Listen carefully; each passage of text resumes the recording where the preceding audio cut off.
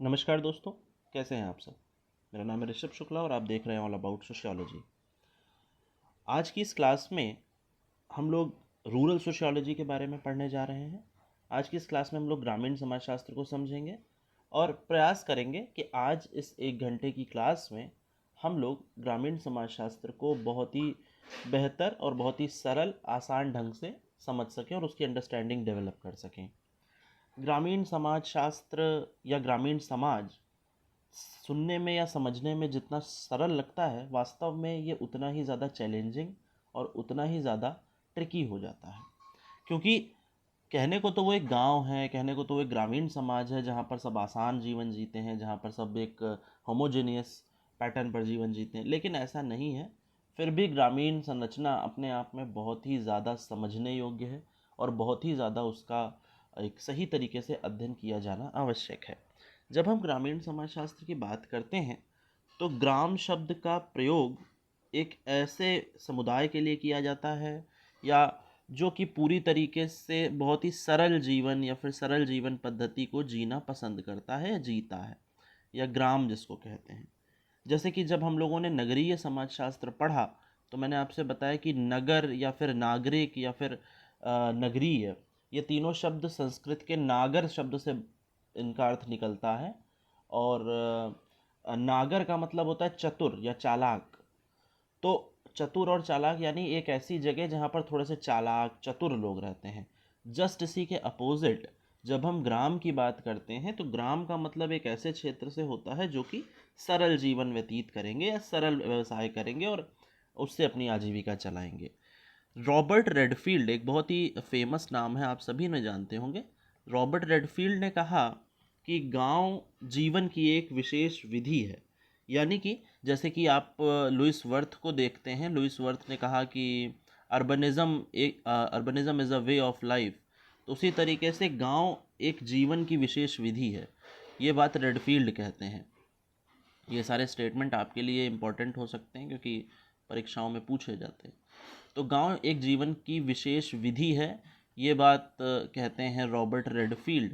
और जस्ट इसी के अपोजिट जो दूसरा स्टेटमेंट है जो कि लुइस वर्थ का है, जो कि आप जानते होंगे कि urbanism is a way of life, नगरवाद एक जीवन विधि है।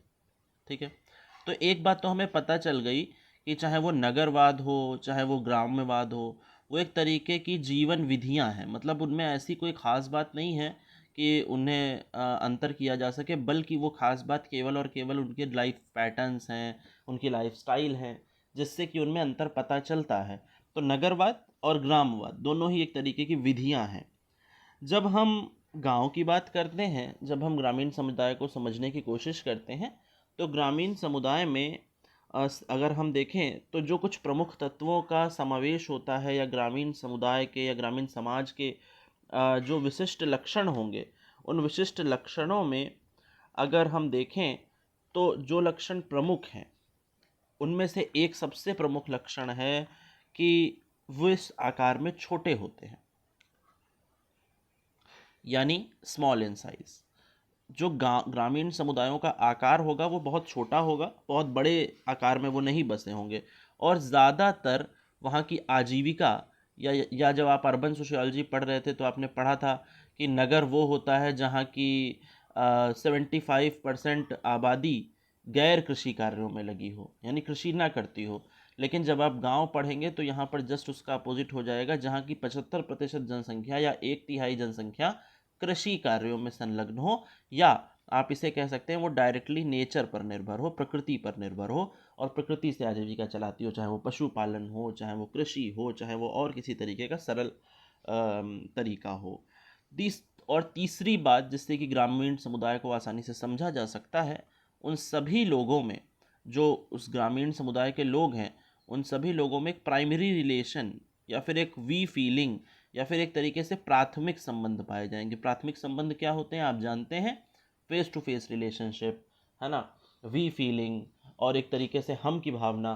तो जो प्राथमिक रिलेशन हैं या जो प्राथमिक संबंध हैं, उसी को जब हम गांव के पैटर्न पर देखते हैं तो हमें गांव में तो प्राथमिक संबंध दिखाई देते हैं, लेकिन नगरों में हमें द्वितीयक संबंधों की अधिकता दिखाई देती है। जैसे कि आपने पढ़ा कि नगर का एक प्रमुख उद्देश्य है एनोनिमिटी, हम लोगों ने अपनी क्लासेस में पढ़ा है।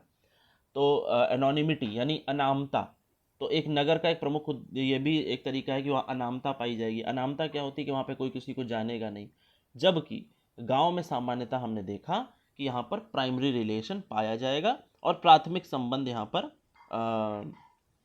होंगे। ग्रामीण समाजशास्त्र का भारत में तो एक बहुत स्वर्णिम इतिहास रहा है, क्योंकि भारत में जब आप देखते हैं जितने भी बड़े समाजशास्त्री हुए हैं, वो सभी समाजशास्त्रियों ने किसी न किसी गांव पर अध्ययन किया। जैसे कि आप देखते हो एस.सी. दुबे या श्यामाचरण दुबे, जिन्होंने शमीरपेट गांव की स्टडी करी, क्योंकि और बताया कि गांव के लक्षण कैसे होते हैं। आप देखते हैं एम.एन. श्रीनिवास, ये कई बार पूछ ली भी लिया जाता है कि किसने किस गांव की स्टडी करी, तो आपको ये जानकारी होनी चाहिए। एम.एन. श्रीनिवास जिन्होंने रामपुरा गांव की स्टडी करी, ठीक है, या डी.एन. मजूमदार, है ना, जिसमें इन्होंने caste and communication in an Indian village में गोहना की स्टडी करी, जो लखनऊ के पास एक गांव है, ठीक है, गोहना एक गांव पड़ता है।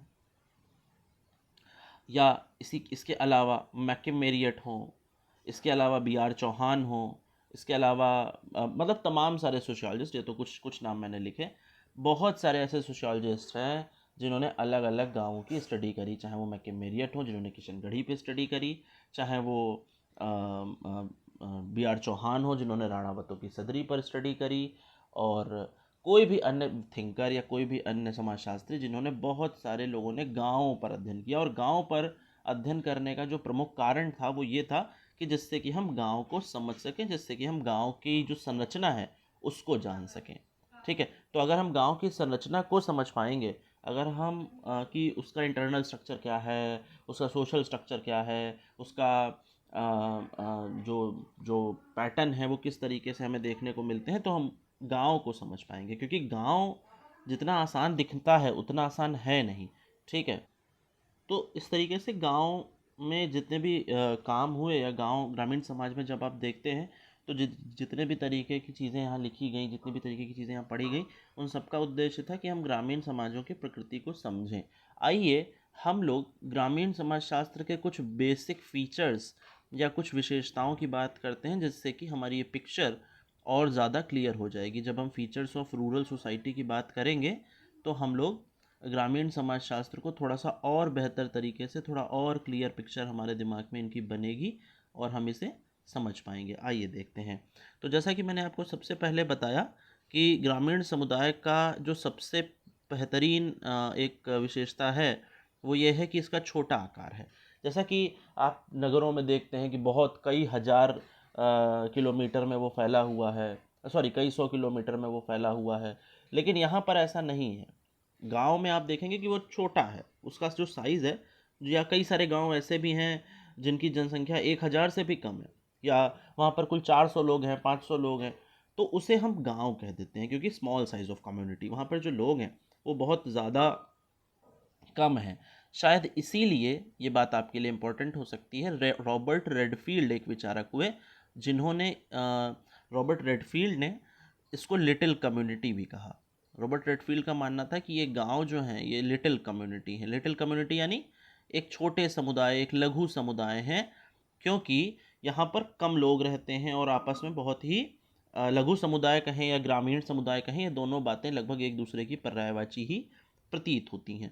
दूसरी बात, जैसा कि मैंने अभी ऊपर आपको बताया कि गांव एक वो कम्युनिटी है जहाँ पर एग्रीकल्चर मेन ऑक्यूपेशन है। Agriculture is the main occupation, यानी जो कृषि है वो उसका प्रमुख व्यवसाय माना जाएगा। 70% से 75% तक आबादी जो होगी वो कृषि पर निर्भर होगी, यानी उसका प्रमुख व्यवसाय ही कृषि होगा, ठीक है। तीसरे नंबर की जो एक प्रमुख चीज़ होगी, वो लोग परंपरा से बंधे होंगे, है ना। परंपरा बोले तो कि भाई या ट्रेडिशंस उनकी जो होंगी वो उनकी बड़ी स्ट्रॉन्ग होंगी। जैसे कि आपने देखा लिटिल ट्रेडिशन, ग्रेट ट्रेडिशन। तो लिटिल ट्रेडिशन में क्या होगा भाई, लिटिल ट्रेडिशन में यही होगा कि कोई गांव में कोई चीज़ चलती होगी, कोई गांव में कोई पूजा होती होगी, वही लिटिल ट्रेडिशन है, जो कि कम जगह पर देखी जा रही है, बहुत बड़े स्तर पर उसका फैलाव नहीं मिल रहा है। तो लिटिल ट्रेडिशन कहने का मतलब ये है कि लघु परंपरा, तो लघु समुदाय में ही तो लघु परंपरा पाई जाएगी। ठीक है, बहुत सारे ऐसे अनुष्ठान होते हैं, बहुत सारी ऐसी चीज़ें होती हैं। तो गांव में कुल मिलाकर के इसी पॉइंट के साथ आप ये भी क्लियर किए कि वहाँ पर जो लिटिल ट्रेडिशंस होती हैं उनकी सुप्रीमेसी पाई जाती है, उनकी प्रधानता होती है, वो वहाँ पर ज़्यादा देखने को मिलती हैं। चौथे नंबर का जो पॉइंट है वो यहाँ पे थोड़ा सा आपको समझना होगा कि ग्रामीण समाज में एक बहुत ही इम्पॉर्टेंट चीज़ ये है कि यहाँ का जो स्तरीकरण है वो क्लोज्ड है, यानी नगरों की तरह यहाँ पर आप मोबिलिटी नहीं कर सकते। क्या होता है ये पॉइंट? मोबिलिटी मतलब आप अपनी सामाजिक परिस्थिति में कैसे बदलाव करते हैं, जिसकी बात सोरोकिन ने अपनी पुस्तक सोशल मोबिलिटी में भी करी कि जब कोई व्यक्ति अपनी परिस्थिति में परिवर्तन करता है, अपने समाज में अपनी परिस्थिति बदलता है, निम्न से उच्च में या उच्च से निम्न में जाता है, तो उसे सोशल मोबिलिटी कहते हैं। क्योंकि हम सभी जानते हैं कि हमारे समाज जो हैं वो पूरी तरीके से स्तरीकृत हैं, चाहे वो जाति का स्तरीकरण हो, चाहे वो जो है अर्थव्यवस्था का स्तरीकरण हो, वो हमें देखने को मिलता है। लेकिन नगरीय समुदायों में तो ऐसा संभव है कि कोई व्यक्ति निम्न वर्ग से उच्च वर्ग में चला गया, या कोई व्यक्ति मध्यम वर्ग से निम्न वर्ग में आ गया, निम्न से उच्च में आ गया, निम्न से मध्यम में आ गया, वो ऐसा हो सकता है। लेकिन ग्रामीण समाजों में, क्योंकि ग्रामीण समाज जो होता है वो पूरी तरीके से जाति पर आधारित होता है, ग्रामीण समाज पूरी तरीके से कास्ट बेस्ड होता है, और आप जानते हैं कि जाति में गतिशीलता संभव नहीं है, या जाति में गतिशीलता होती नहीं है सामान्यतः। तो सामाजिक स्तरीकरण का जो स्वरूप है वो गांवों में आपको बंद प्रकृति का देखने को मिलता है, क्योंकि आप कास्ट में मोबिलिटी नहीं कर सकते, कास्ट में आप एक पायदान से दूसरे पायदान तक नहीं जा सकते। क्योंकि आप देखते हैं पश्चिमी उत्तर प्रदेश हो, चाहे वो कोई और जगह हो, वहाँ पर बहुत ज़्यादा कास्ट की रिजिडिटी अपने को देखने को मिलती है। ठीक है, तो ये एक बहुत इम्पॉर्टेंट पॉइंट है जो कि आपको समझना होगा। आइए आगे देखते हैं। 5वें नंबर पर जो एक पॉइंट आती है जिसको कि हम कहते हैं homogeneity in life. Homogeneity in life का क्या मतलब है? यानी समरूपता। जैसा कि मैंने आपको ऊपर बताया, गांव के जितने भी लोग होंगे उन सभी का जीवन लगभग लगभग समान प्रकृति का होगा।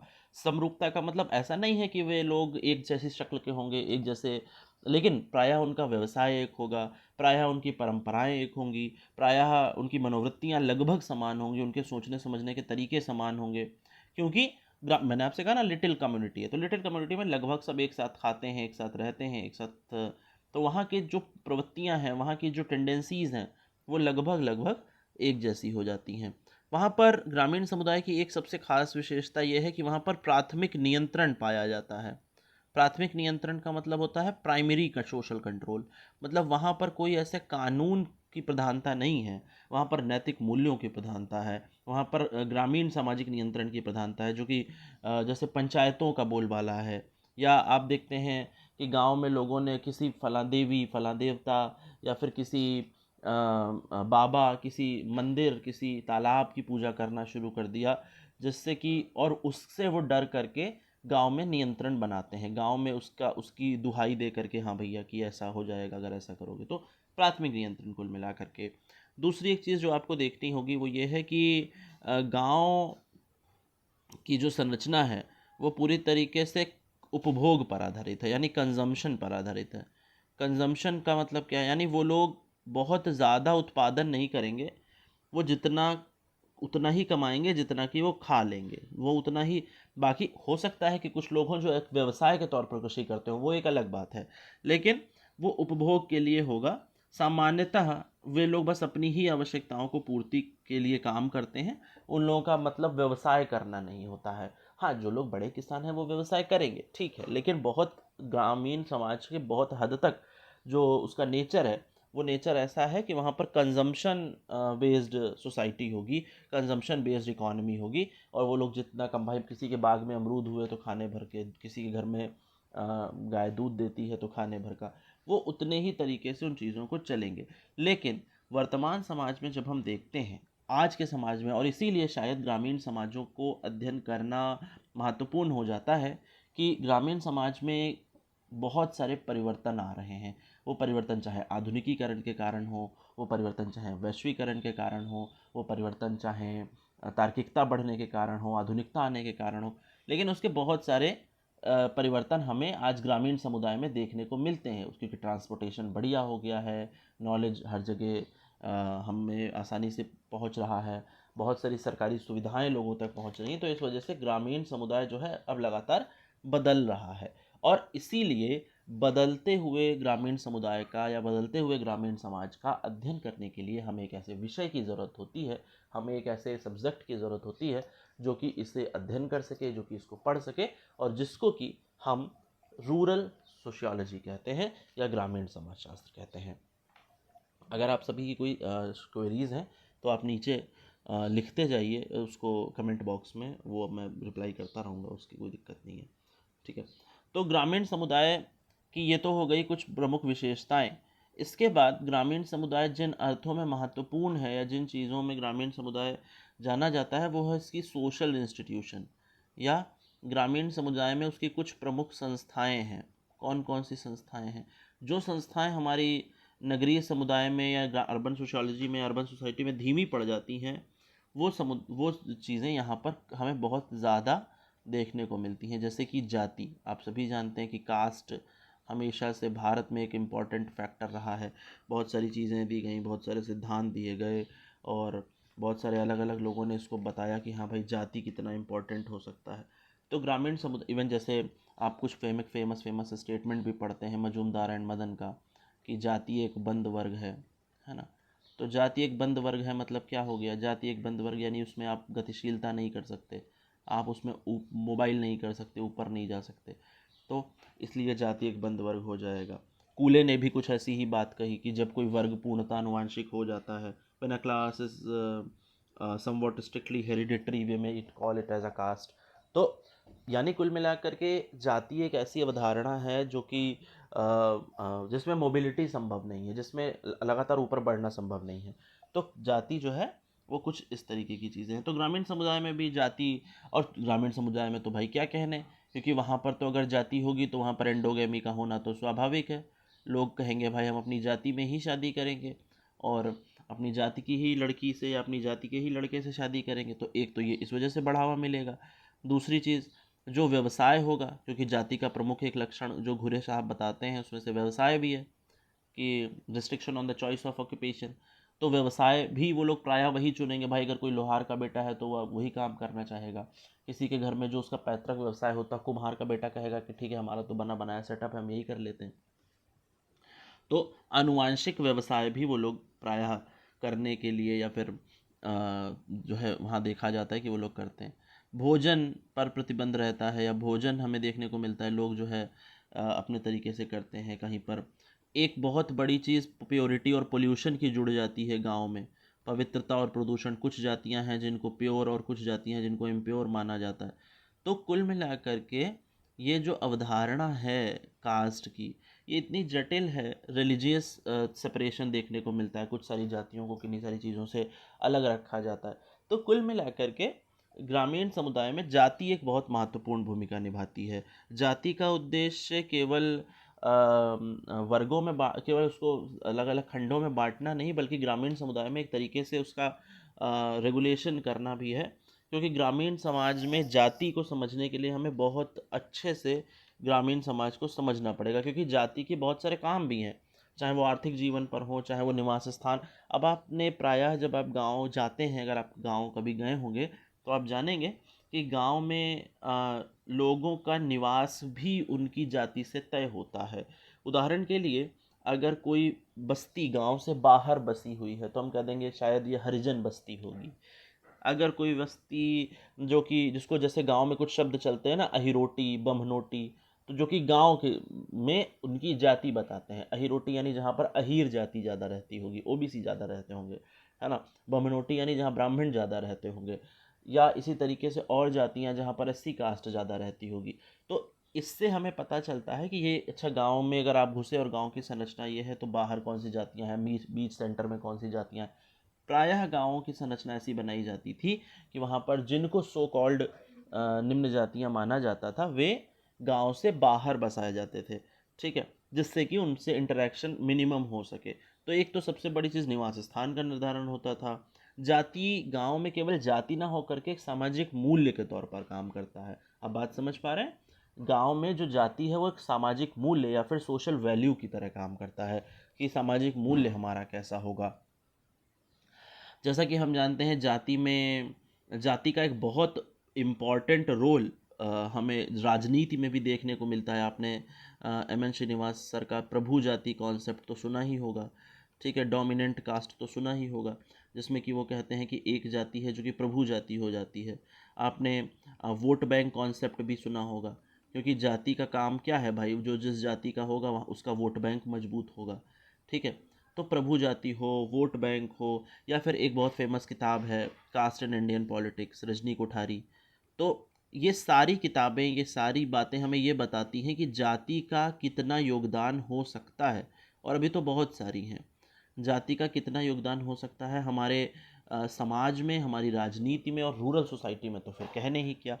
तो एम एन श्रीनिवास हों, एस सी दुबे हों, और रजनी कोठारी हों, बहुत सारे लोगों ने ग्रामीण समुदाय में जाति का पर अध्ययन किया और जाति को समझने की कोशिश करी। हालांकि जाति व्यवस्था में बहुत सारे परिवर्तन आ रहे हैं, हालांकि जाति व्यवस्था धीरे धीरे हमें ख़त्म होती दिख रही है, धीरे धीरे उसके नियम बदल रहे हैं, धीरे धीरे लोगों की मनोवृत्तियाँ, धीरे धीरे लोगों के व्यवहार बदल रहे हैं, लेकिन उसके बावजूद भी हम देखते हैं ग्रामीण समुदाय में एक बड़े हद तक जाति व्यवस्था आज भी प्रचलन में देखने को मिलती है। तो एक सबसे प्रमुख संस्था जो कि ग्रामीण समुदाय के संदर्भ में हमें देखने को मिलती है वो है जाति। दूसरी एक संस्था जो कि हमें ग्रामीण समुदाय में देखने को मिलती है, जो कि उसकी अलग संरचना है, क्योंकि है तो नगर में भी लेकिन उसकी प्रकृति अलग है, वो है परिवार। परिवार क्या होता है भाई? परिवार आप सभी जानते हैं, आप लोग पढ़ चुके हैं इससे पहले। तो परिवार एक ऐसी जगह है जहाँ पर कुछ लोग रहते हैं और वो जो है एक एक दूसरे के साथ अपने कर्तव्यों का पालन करते हैं। तो हो गई परिवार की परिभाषा। लेकिन गांव में परिवार क्या है, गांव के परिवार की खासियतें क्या हैं? गांव के परिवार की सबसे बड़ी खासियत यह है कि गांव के परिवारों में आज भी संयुक्त परिवारों का प्रचलन है, या फिर वहाँ ज्वाइंट फैमिली पाई जाती है, ज्वाइंटनेस का भाव पाया जाता है, चाचा ताऊ सब साथ में रहते हैं, और शायद एक ही रसोई का बना हुआ भोजन, एक ही जैसे जो बातें उन्होंने बताई है ना, फीलिंग ऑफ जॉइंटनेस जो है, जो जो जो संयुक्तता की भावना है, दैट इज़ इम्पॉर्टेंट, ठीक है। तो पहली चीज़ तो हो गई कि उनमें संयुक्तता की भावना बहुत अच्छे से पाई जाएगी। दूसरे नंबर की चीज़ होगी जो वो सोसाइटी होती है, जो फैमिली होती है, वो प्रायः मेल डोमिनेटिंग होती है। मेल डोमिनेटिंग का क्या मतलब है कि वहाँ पर पुरुष प्रधान व्यवस्था पाई जाएगी, या पितृसत्तात्मक, जो गांव के बुजुर्ग होंगे या फिर परिवार के बुजुर्ग होंगे, उनका बोलबाला वहाँ पर चलता है, या उनका बोलबाला हमें देखने को मिलेगा। तो यहाँ पर हमें एक बात और पता चल गई कि जो लोग संयुक्त परिवार गांव में हैं, वहाँ पर पुरुष प्रधान व्यवस्था हमें ज़्यादा देखने को मिलती है। तीसरी बात, ज़्यादातर कर्ता जो व्यक्ति है, कर्ता यानी वही मेल, वो ज़्यादा उसकी बात मानी जाएगी, उसका कहा चलेगा, उसकी चीज़ें जो है बेहतर तरीके से चलेंगी। दूसरा, ग्रामीण परिवारों में भी परंपराओं की मान्यता बहुत है। कोई भी व्रत, कथा, पूजा, वहाँ पर परंपराएं ज़्यादा हैं। और आपने देखा होगा ज़्यादातर चीज़ें महिलाओं के संदर्भ में देखने को मिलती हैं कि भाई जितनी परंपराएं हैं वो महिलाएं उन्हें मानेंगी, है ना। उनकी पूरे उस परिवार का जो आर्थिक आधार होगा वो कृषि होगा, क्योंकि कृषि के आधार पर ही वो लोग अपना जीवन यापन कर रहे होंगे या अपना जीवन चला रहे होंगे। तो परिवार एक बहुत इंपॉर्टेंट कॉन्सेप्ट हो जाता है गांव के संदर्भ में, क्योंकि वहाँ उसको समझना, और वहाँ पर ग्रामीण समुदाय के संदर्भ में परिवार अलग तरीके के देखने को मिलेंगे, यहाँ पर आपको परिवार अलग तरीके को देखने को मिलेंगे। अगर आप गांव जाएं, अगर आप शहर आएँ, तो दोनों में आप कंपैरिजन कर सकते हैं कि गांव में परिवार में आपस में लोग किस तरीके से बात कर रहे हैं, शहर में कैसे बात कर रहे हैं, गांव में रहने के स्तर क्या हैं, शहर में रहने के स्तर क्या हैं। दोनों में एक स्पष्ट रूप से अंतर हमें देखने को मिलता ही मिलता है। हालांकि ग्रामीण समाज में भी लगातार परिवर्तन हो रहे हैं, जैसे कि ऊपर आपने जाति में देखा कि भाई अब धीरे धीरे परिवार का आकार बदल रहा है, धीरे धीरे लोग नगर की तरफ पलायन कर रहे हैं, धीरे धीरे लोग अब कह रहे हैं कि नहीं नहीं हम तो अपना अपना देखेंगे भाई, एक परिवार में 4 लड़के हैं और चारों कहते हैं कि नहीं हम तो अपना देखेंगे भैया, हमें क्या मतलब है, हम कब तक दूसरों के वो करेंगे।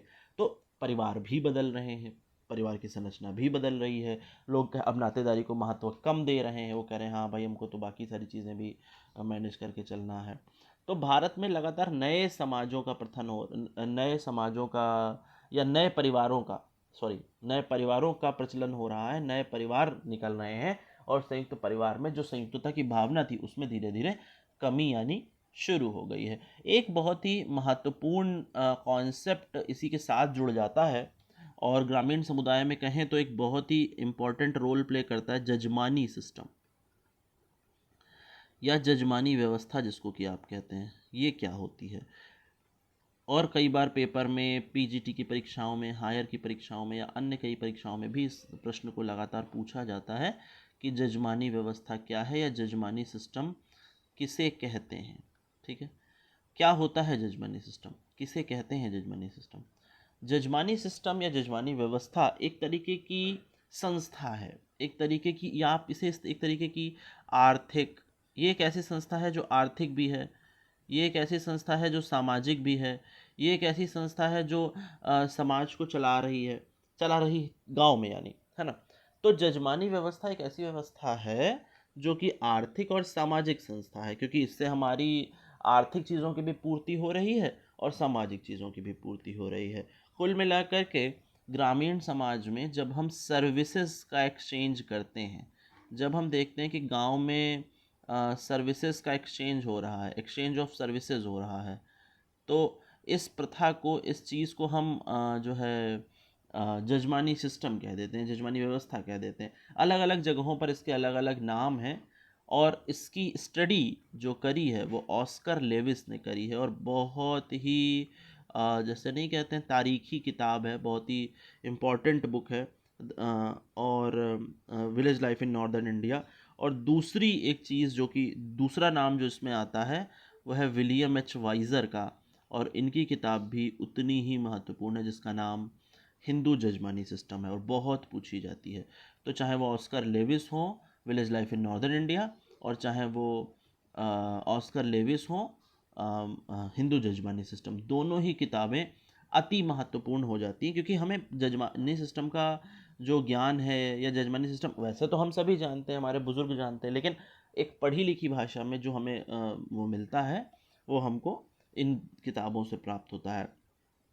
ऑस्कर लेविस का कहना है कि जजमानी प्रथा एक ऐसी प्रथा है जिसमें गांव के हर व्यक्ति दूसरे व्यक्तियों से कुछ किसी न किसी मायने में जुड़े हुए हैं, किसी न किसी मायनों में कुछ सेवाएं लेते हैं या कुछ सेवाओं को देते हैं। दूसरे शब्दों में कहें तो कई बार जब हम देखते हैं ऐसा कि कोई व्यक्ति जो कि किसी जाति से आता है और अपने जाति के पैतृक व्यवसायों को की सेवा या उन पैतृक व्यवसायों की सेवाओं को दूसरों को प्रदान करता है, तो इस प्रथा को, इस व्यवस्था को हम जजमानी व्यवस्था कह देते हैं। जजमानी व्यवस्था में दो लोग आते हैं, एक व्यक्ति जिसको कि जजमान कहा जाता है और एक व्यक्ति जिसको कि कमीन कहा जाता है। ठीक है, इसमें दो बातें आ जाती हैं, आइए देखते हैं। पहला, जिसको कि जजमान कह देते हैं, वैसे तो इसका सही शब्द है यज्ञमान, क्योंकि जो यज्ञ करवाता था उसको यजमान कहा जाता था, फिर धीरे धीरे वो जजमान हो गया, लेकिन खैर। और दूसरा व्यक्ति जो होता था जिसे कमीन कहते थे या परजा कहते थे, आप इन शब्दों से मुझे लगता है पूरी तरीके से वाकिफ़ होंगे। तो या तो उन्हें कमीन कहते थे या परजा कहते थे। जजमान कौन होता था? जजमान व्यक्ति वो होता था जो सेवाएं लेता था, जजमान वो था जो सेवाएं लेने वाला था, और कमीन व्यक्ति वो था, या कमीन वो था जो सेवाएं देने वाला था। तो लेने वाले व्यक्ति को कहा जाता था जजमान और देने वाले व्यक्ति को कहा जाता था परजा। अब आइए इस बात को एक उदाहरण से समझते हैं। एक व्यक्ति जो कि ब्राह्मण है, पूजा करता है, कथा करता है या किसी अन्य तरीके के धार्मिक अनुष्ठानों को करता है। एक व्यक्ति है जो कि नाऊ का काम करता है, बाल काटने का काम करता है। ये दोनों ही जजमान हैं, दोनों ही कमीन हैं। कैसे? जब नाऊ के घर पर कोई धार्मिक अनुष्ठान होता है तो पंडित जी वहाँ जाते हैं और कथा सुनाते हैं, पूजा कराते हैं, और बदले में कुछ दक्षिणा, बदले में कुछ भेंट, कुछ खाना, कुछ इस तरीके की फल, कुछ मिठाई, कुछ इस तरीके की चीज़ें लेकर के आते हैं, क्योंकि पैसा नहीं चल रहा है अभी, आप ये मान के चलें। जब ब्राह्मण को नाव की ज़रूरत पड़ती है अपने बच्चों के, परिवार के साथ कटिंग के लिए, शेविंग के लिए, तो वो नाव को अपने घर बुलाते हैं। तो सेवाएं लेने वाले व्यक्ति बन जाते हैं ब्राह्मण। तो नाऊ उस टाइम पर कमीन है और ब्राह्मण उस टाइम पे यजमान है। लेकिन जब नाऊ के घर पर कथा हो रही है, जब नाऊ के घर पर पूजा हो रही है, तो ये बात वापस से उल्टा वाइस वर्सा लागू हो जाती है। क्योंकि मैंने आपसे पहले ही बताया, जो सेवाएं लेने वाला व्यक्ति होगा उसको हम जजमान कहेंगे, और जो सेवाएं देने वाला व्यक्ति होगा वो प्रजा कहलाएगा। तो इसीलिए कई बार ब्राह्मण जो पुरोहित का काम करते हैं, कई बार जो लोग ऐसे पूजा पाठ और धार्मिक अनुष्ठानों को करवाते हैं, उनकी भी गिनती कई बार हम लोग मतलब समाज कई बार उन्हें भी प्रजा के ही हक में करता है। इसमें इतनी खास बात क्या है कि इसको इतना पढ़ा जा रहा है, ये इतना रेलेवेंट है? इसकी खास बात यह है कि ये जजमानी सिस्टम एक तरीके की आनुवांशिकता पर चलती थी। जजमानी सिस्टम एक तरीके की आनुवांशिकता पर चलती थी। आनुवांशिकता क्या होता है? आनुवांशिकता का मतलब है कि कोई भी चीज़ जो कि एक पीढ़ी से दूसरी पीढ़ी में ट्रांसफ़र होती है, हेरिडिटरी। तो ये जो सेवाओं का आदान प्रदान है, ये हेरिडेटरी है। अभी आपको याद होगा, थोड़ी देर पहले हम लोगों ने एक ब्राह्मण और एक नाऊ का उदाहरण लिया था, है ना? तो मान लेते हैं ब्राह्मण और नाऊ के बीच में बहुत अच्छे रिलेशंस थे, ये दोनों एक दूसरे को सेवाएं लेते और देते थे। कुछ समय बाद इन दोनों के बच्चे हुए और इन दोनों की दूसरी पीढ़ी तैयार हुई। एक व्यक्ति था जो कि ब्राह्मण था और एक व्यक्ति था जो कि नाऊ था। तो ब्राह्मण व्यक्ति का बेटा भी अपनी सेवाएं नाऊ को प्रदान करेगा और नाऊ का बेटा भी अपनी सेवाएं इनको प्रदान करेगा। एक बात, पहला पॉइंट जो आप इसको इस उदाहरण से समझना चाहिए। दूसरी बात इसमें यह है कि मान लेते हैं एक गांव में कई सारे छोटे छोटे छोटे छोटे ग्रुप हैं, तो उनमें से कोई भी व्यक्ति किसी दूसरे की जजमानी नहीं ले लेगा। ध्यान रखेंगे, कोई भी व्यक्ति किसी दूसरे के जजमान को टारगेट नहीं करेगा। जैसे कि मान लेते हैं, इसको कुछ इस तरीके से देखिए कि अगर आप कुछ दुकानों से हफ्ता वसूल रहे हैं, मान लीजिए, ठीक है, तो आपकी दुकानें फिक्स हैं, तो उन्होंने कह दिया भैया आप इन्हीं 4 दुकानों से वसूलना, मेरे एरिया में मत आना। तो उसी तरीके से जजमानों का एरिया फिक्स होता है, कौन किस घर से जजमानी लेगा, क्योंकि इसे जजमानी हक कहा जाता है, जजमानी अधिकार कहा जाता है। तो ये चीज़ें पीढ़ी दर पीढ़ी, जैसा कि मैंने आपको बताया, हेरिडेटरी ट्रांसफ़र होती रहेंगी। ये चीज़ें हेरिडेटरी आपको एक पीढ़ी से दूसरी पीढ़ी में जाती हुई दिखाई देंगी। ठीक है, बात समझ पा रहे हैं आप? तो ये इसकी दूसरी बात हो गई, ठीक है, कि जजमानी व्यवस्था जो होगी वो पीढ़ी दर पीढ़ी ट्रांसफ़र होगी और कोई भी तीसरा व्यक्ति उस सर्किल में दखल नहीं देगा। सबके एरिया फिक्स होंगे, सबके क्लाइंट जो होंगे वो फिक्स हैं। जैसे भाई आप बाल सामान्यतः एक ही दुकान से कटाते हैं, आप एक ही दुकान पर कपड़े प्रेस कराते हैं, जनरली नहीं बदलते लोग, है ना? तो और ख़ासकर जब ये पुश्तैनी हो, जब ये चीज़ पारंपरिक हो कि भाई हम तो, हमारे यहाँ पिताजी भी इन्हीं से कराते थे, हम भी इसी से कराते हैं, इनके बेटे या कुछ इस तरीके से, तो इसे हम जजमानी व्यवस्था कहते हैं। उत्तर भारत में जजमानी व्यवस्था बहुत बेहतर तरीके से देखने को मिलती है, क्योंकि अगर आप एक नॉर्मल सा विवाह का उदाहरण ले लें, एक विवाह एक संस्था भी है, आप जानते हैं, और विवाह एक रस्म भी है। तो आप एक विवाह एक हिंदू संस्कार का उदाहरण ले लें, तो उसमें ऐसी कोई जाति नहीं है जिसका इस्तेमाल ना होता हो उस विवाह को, धार्मिक संस्कार को निभाने में। जहाँ कुम्हार के बनाए मिट्टी के बर्तन लगते हैं, वहीं माली के द्वारा लाए गए फूल लगते हैं, वहीं पर नाऊ और नाउन की भी रस्में होती हैं, वहीं पर धोबी जाति की भी रस्में होती हैं, वहीं पर ऐसी तमाम सारी जातियां हैं जो कि पानी भरने के लिए या फिर खाना बनाने के लिए या फिर वहाँ पर साफ़ सफाई करने के लिए, तमाम तरीके की जातियाँ उस विवाह समारोह को मिल करके संपन्न कराती हैं। और ऐसी ऐसी रस्में होती हैं कि भाई मान लीजिए किसी पर्टिकुलर रस्म के लिए, सुहाग की रस्म के लिए आपको फलां जाति के लोगों के पास जाना है, वो वहाँ से धोबी के यहाँ से लेकर के आना है, कुम्हार से मिट्टी के दिए लेकर के आने हैं, मिट्टी का कलश लेके आना है। तो उस जाति में सभी लोग, उस एक संस्था में सभी लोगों को शामिल करने का जो उद्देश्य रहा होगा, जो इसका फंक्शनल पर्सपेक्टिव देखने को हमें मिलता है, वो यही है कि एक जाति से सभी जातियों के घर चल रहे हैं। और ऐसा ही नहीं है कि ये केवल शुभ कामों में होगा, ये अशुभ कामों में भी एज वेल होगा, क्योंकि अगर कोई किसी व्यक्ति का देहांत हो जाता है तो भी हमें वो चीज़ें देखने को मिलता है कि हाँ भाई, वो लेन देन की जो चीज़ें हैं वो सब देखने हमें चलेंगी। तो कुल मिलाकर के जो जजमानी व्यवस्था है, मैंने जैसे आपसे कहा, तो वो पूरी तरीके से इसका एक ऑक्यूपेशनल फ़ायदा भी है, एक सोशल फ़ायदा भी है कि गांव में सब आपस में एक दूसरे से लेन देन के माध्यम से अपना घर चला लेते हैं, किसी को कोई बहुत ज़्यादा परिश्रम नहीं करना पड़ता। तो सबसे बड़ी बात यही है कि काम करने वाली जो जातियां हैं वो पारितोषिक, क्योंकि भाई सैलरी तो फिक्स होगी, लेकिन इसमें ऐसी कोई बात नहीं है। कोई बहुत अच्छा काम हो गया, किसी ने खाना बनाया और बहुत अच्छा खाना बनाया, भाई मालिक खुश हो गया, अरे भाई लो ये तुम सारा, है ना, ये तुम ले जाओ, ये तुम इतना, मतलब क्योंकि इस पुरस्कार की कोई निश्चित राशि थोड़ी ना होती कि किसी को कितना गिफ्ट देना है। तो एक ये चीज़ है। तो यहाँ पर एक बात कि भाई ये व्यावसायिक रूप से चलेगा, आनुवंशिकता या हेरिडिटरी कैरेक्टर होगा इसका। सेवाएं जो दी जा रही हैं वो आपस में इंटरडिपेंडेंस होगा, बढ़ई है, माली है, धोबी है, और हर एक व्यक्ति अपना अपना काम करेगा और कोई किसी दूसरे के क्लाइंट पे काम नहीं करेगा। भाई ऐसा नहीं है कि आपके यहाँ दूसरा का माली आके फूल दे जाए, जो माली आता है वही माली आपके यहाँ आएगा। ठीक है, एक तो ये बहुत इंपॉर्टेंट बात है। और ये राइट्स हैं, मतलब ये उनके राइट्स हैं। आप समझ रहे हैं कितनी कितनी टेक्निकल और कितनी साइंटिफिक सिस्टम है कि अगर वो नहीं आएंगे, मान लेते हैं किसी कारणवश वो नहीं भी आया, फिर भी शादी में एक साड़ी नाऊ की आएगी, भले नाऊ ना आए लेकिन शादी में साड़ी नाऊ की आएगी और वो नाऊ को दी जाएगी। ठीक है, तो ये है कुल मिलाकर के जजमानी व्यवस्था। विलियम वाइजर ने कहा कि जजमानी व्यवस्था बहुत ही रिलेवेंट, बहुत ही इम्पॉर्टेंट चीज़ है, क्योंकि हमें इसका उद्देश्य इसका जो उल्लेख है वो सेक्रेड बुक्स में भी मिलता है। हमें इसका जो उल्लेख है वो ग्रामीण समाज में जो माउथ पब्लिसिटी है उससे भी हमें देखने को मिलता है, लगातार लोगों ने इसके बारे में बताया है। तो जजमानी व्यवस्था जो है वो एक बहुत ही महत्वपूर्ण और बहुत ही इम्पोर्टेंट व्यवस्था है। लेकिन जैसा कि बाकी 3 संस्थाओं में, परिवार में और जाति में परिवर्तन हो रहा है, उसी तरीके से जजमानी व्यवस्था में भी लगातार परिवर्तन हो रहा है। क्या परिवर्तन हो रहा है, आइए देखते हैं। पहली बात, जो सबसे पहला प्रमुख परिवर्तन हमें देखने को मिल रहा है वो ये है कि जजमानी व्यवस्था में लगातार जो विभेद थे वो समाप्त हो रहे हैं।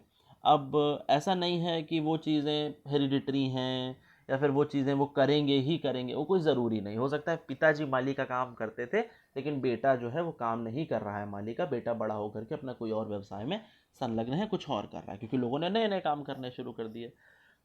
दूसरी बात, पहले क्या होता था, इस जजमानी व्यवस्था से कई बार जो जातियाँ, जो सो कॉल्ड निम्न हिंदू जातियाँ थीं, उन्हें कई बार बहुत परेशान किया जाता था, कई बार उन्हें परेशानी का भी सामना करना पड़ता था। लेकिन चूंकि अब धीरे धीरे एक लोकतांत्रिक व्यवस्था का जन्म हो रहा है, तो वो लोग धीरे धीरे अपने अधिकारों के बारे में जान रहे हैं, अपने अधिकारों के बारे में बातें करना सीख गए हैं, बोलना सीख गए हैं।